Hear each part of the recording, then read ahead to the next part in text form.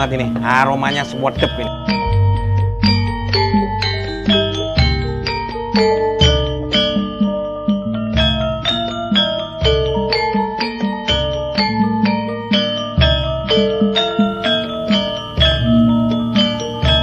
Wow.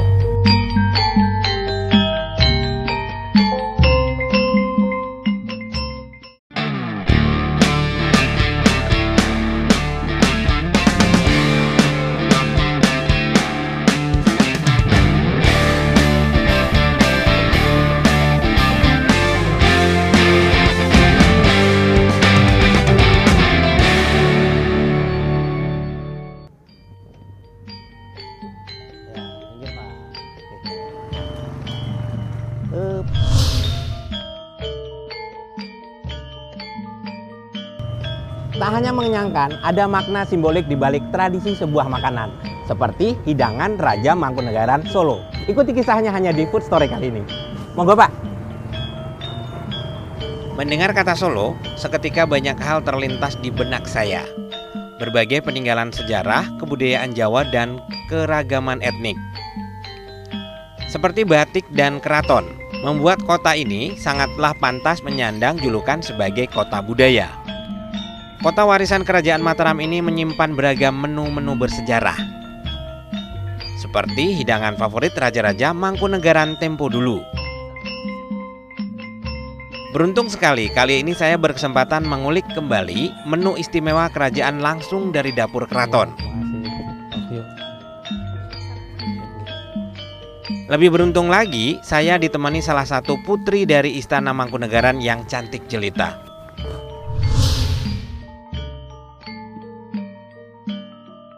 Hah? Mas Benu kok rapi banget sih? Saya pikir ini kalau ke keraton kan harus pakai beskapan. Tapi nggak apa-apa kan sekali-kali. Kalau kesini rapi kalau cuman acara adat aja. Kalau harian sih santai. Oh gitu. Iya. Di Mangkunegaran saat ini yang bertahta adalah Kanjeng Gusti Pangeran Adipati Arya Mangkunegara IX. Berdiri sejak tahun 1757, aliran klasik dan neoklasik Eropa berpadu dengan neoklasik Jawa begitu terasa pada setiap sudut bangunan. Itu yang ngomong-ngomong yang di belakang ini apa nyebutnya?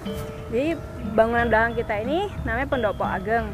Itu satu-satunya pendopo terbesar di dunia dan hanya ada di sini aja, Mas Benu. Kapasitasnya itu berapa untuk? Kapasitasnya itu 1000 lebih. Pendopo ini dibangun saat pemerintahan Mangkunegaran IV, yakni pada tahun 1866.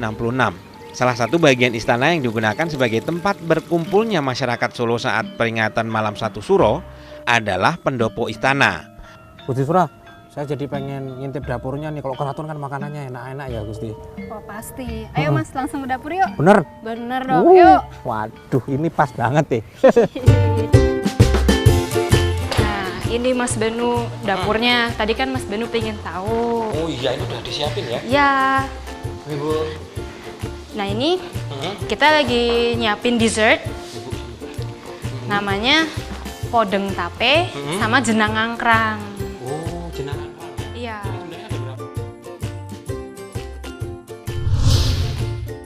Dipandu sang juru masak istana, Benu akan melihat proses pembuatan beberapa menu khas istana yang hanya hadir saat acara-acara tertentu saja. Bu, mau bikin apa dulu nih, Bu? Ini mau bikin podeng tape. Bahannya dari tape ketan.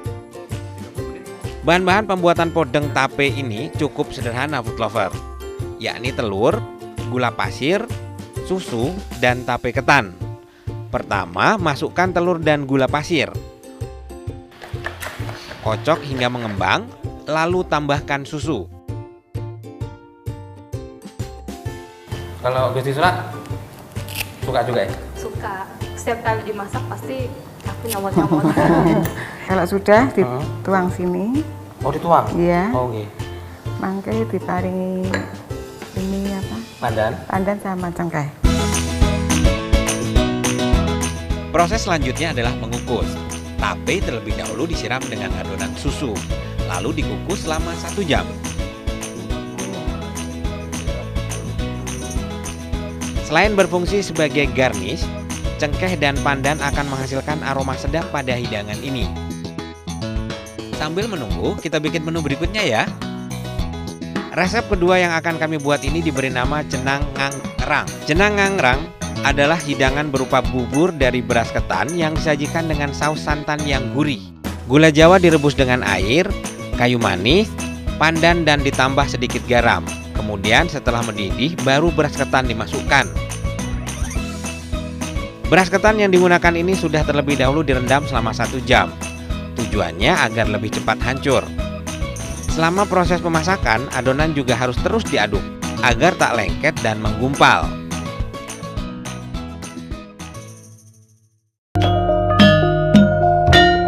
Hidangan jenang di kota Solo rupanya tak hanya sekedar berfungsi sebagai makanan pelengkap saja loh food lover.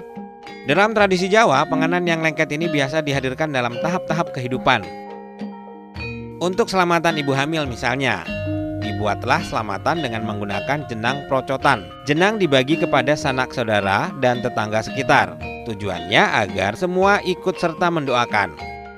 Konon sebagai sesaji, jenang merupakan sarana perwujudan permohonan keselamatan dan ungkapan syukur kepada Sang Pencipta. Secara sosiologis, jenang adalah makanan tradisional yang terbebas dari kasta sosial dan gaya hidup.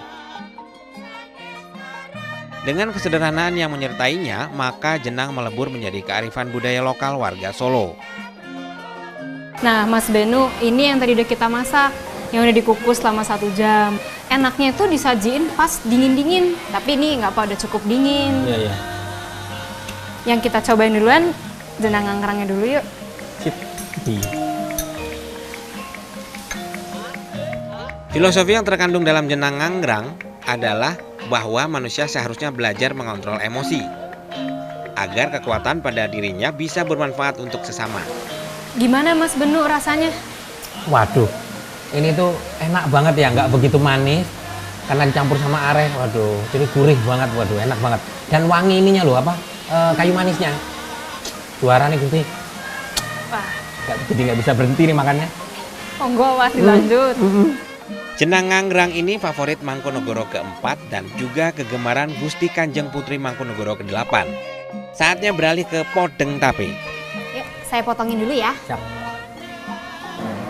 Podeng tape yang juga dikenal dengan sebutan manuk nom merupakan warisan hidangan dari Mangkunegoro keempat yang bertahta pada tahun 1851 hingga 1881.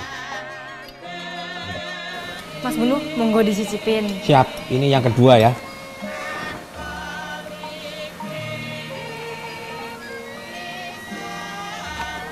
Gimana Mas, enak gak? Waduh, ini sedap ya, ada aroma cengkehnya sedikit ya.